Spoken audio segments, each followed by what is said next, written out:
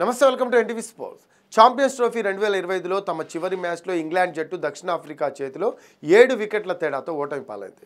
దీంతో టోర్నమెంట్లో ఇంగ్లాండ్ ప్రయాణం ముగిసింది. ఈ ఏడాది ఛాంపియన్స్ ట్రోఫీలో ఇంగ్లాండ్ జట్టు ఒక్క మ్యాచ్ కూడా గెలవలేదు. ఆస్ట్రేలియా, ఆఫ్ఘనిస్తాన్, దక్షిణాఫ్రికాపై కూడా ఓటమిని ఎదుర్కోవాల్సి వచ్చింది. దీంతో ఇంగ్లాండ్ జట్టు క్రికెట్ చరిత్రలో చెత్త రికార్డును కూడా నమోదు చేసింది. దక్షిణాఫ్రికా చేతిలో ఓటమితో ఇంగ్లాండ్ ఐసీసీ టోర్నమెంట్లలో చెత్త రికార్డును కలిగి ఉంది. నిజానికి క్రికెట్ చరిత్రలో ఇంగ్లాండ్ జట్టు ఒక మ్యాచ్ కూడా గెలవకుండానే నిష్క్రమించిన మొదటి ఐసీసీ టోర్నమెంట్ ఇదే కావడం గమనార్హం.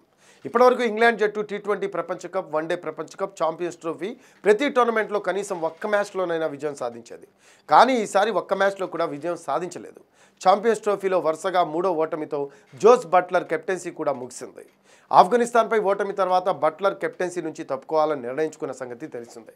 దక్షిణాఫ్రికాపై విజయంతో జోస్ బట్లర్ తన కెప్టెన్సీని ముగిస్తాడని అందరూ భావించారు. కానీ అలా జరగలేదు. చివరి మ్యాచ్లో కూడా ఓడిపోయిన తర్వాత ఇంగ్లాండ్ ఖాళీ చేతులతో తిరిగి వెళ్లాల్సి వచ్చింది.